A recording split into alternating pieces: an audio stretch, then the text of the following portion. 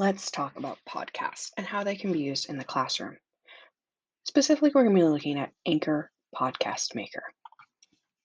Before we get started with that, let's take a look at what a podcast is and why it's important to be using it in the classroom. A podcast is recorded audio, much in the way a talk radio used to be, but instead of it being listened live, it's recorded and published online. According to podcasthosting.org, there are 1.75 million podcasts with over 43 million episodes. Specifically, here in the United States, 75% of the US population is familiar with the term podcasting, and 50% of all US homes are podcast fans, with 55%, 155 million people, having listened to podcasts. And 24% of the American population listen to podcasts weekly. This large base of people listening to podcasts is a reason your students should know how to make one in the future. And let's take a look at the ISTE standards right from their website. Digital citizenship. Students recognize rights and responsibilities and opportunities of living, learning, and working in an interconnected digital world, and they act and model in ways that are safe, legal, and ethical. So having students make a podcast and share content online is a great way for them to practice this ability to engage in positive, safe, legal, and ethical behavior while using technology. This is a great way for them to show they can communicate with others and use online platforms to share information safely. Innovative designer is another great standard to be looking at. Students are going to be able to design their podcasts with intro and outros so that they can have a lot of creativity with it and sharing a solution and sharing their ideas, as well as the creative communicator. Again, the same idea here. They're able to share these ideas. They might be choosing the platform, so you might be giving them the option of a podcast where they might be having other options with video recordings. And publishing or presenting the content that customizes the message and medium for their intended audience. Podcasting gives them a chance to share their work with others. So let's take a look at Anchor itself. You're going to need an account for this. So you're going to simply put your information in here, your name, your email, and your password. I already have an account, so I'm going to log on in and show you around. I'll get into how your students can use this as we talk about some of the other features. Your students are first going to need a script or at least an outline of a script. For students who need a little more structure, and for you who may want to proofread what they say first, a word-for-word script may be best. For students who have done this before or are better at off-the-cuff conversations, an outline may work just fine. They're going to be able to share a presentation, share a story, share what they have learned. Once you're in here, you're simply going to click for a new episode. It gives you several options. We're going to record right from our browser. On the Anchor website, you have the opportunity to record for 30 minutes. If your students need additional time, you're going to need to download the Anchor app from the App Store or Google Play. This is also a great way for your students to get access to your account by using other devices. Most of us have spare cell phones that we've upgraded from or know other people who might have these. If you don't, a simple call online might be a great way to collect these devices, which can be used both for this and a lot of other things in your classroom.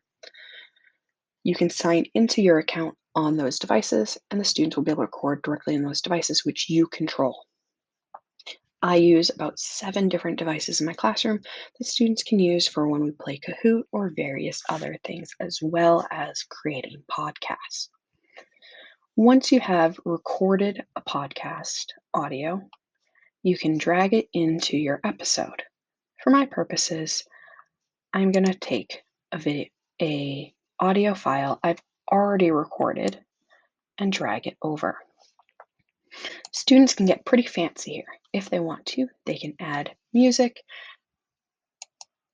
into the podcast so that they can spice things up. This is incredibly useful if they are doing a podcast about a song, about the origins of a song, or about a cultural moment where music could be playing an important piece. They can also be adding in transitions. So, again, this is where your students have a chance to really play with it and have some fun and creativity. Once you're ready, you're going to hit Save Changes and you're going to give it a name. So I'm simply going to name mine Test 2. Sorry, Test 3. I already made a Test 2. I'm going to simply name mine Test 3. As you're looking down here, you can customize it. So this is my podcast artwork, though you can obviously change this, and this is simply a stock photo that Anchor provides for you, and you have the choice of what you use here. You can decide what type of it, so students could make trailers for various historical events, simple 2-minute audio files where they can describe a coming historic event. We're going to save draft and not publish now. So let's go up here to episodes.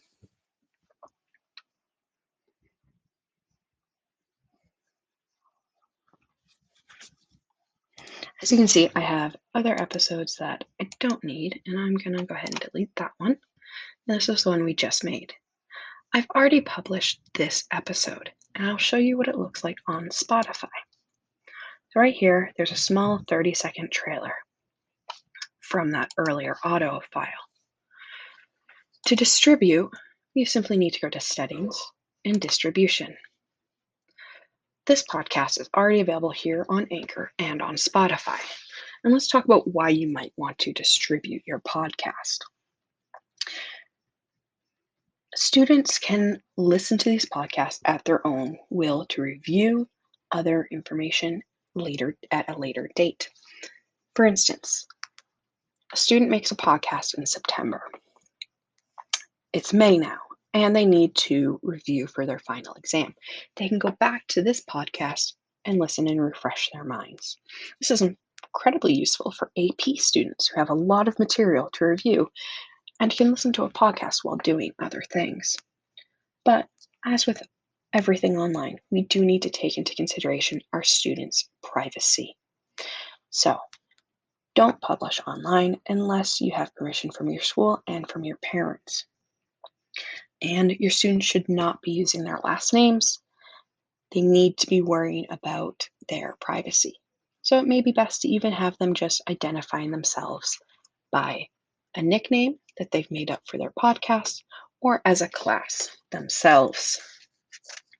The first time you try to distribute things, it may take a few days for you to get access to all of the other places that you can share podcasts, though Anchor and Spotify will pretty quickly be available for your distribution.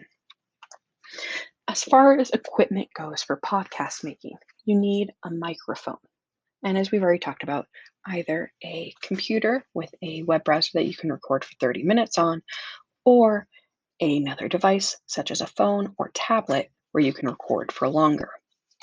You can buy specific podcast making microphones. As you can see here, even cheap ones are going to be about $30, and they become quite pricey at $130 right here and $400. Your students are making a classroom project, and unless you have an audio booth and a full audio production program at your school, these microphones are probably not going to be the best bet for you. You're going to want to just use headphones with a built-in microphone. These can be simple ones that your students may already own. This will give them a chance to have the microphone closer to their mouth with less echoing, and it may be a better quality than that of computer, so you'll want to look into that for your specific device. I hope this explanation of Anchor and podcasting has been useful to you, and you see how using Anchor and podcasts in the classroom can be incredibly beneficial to you and your students.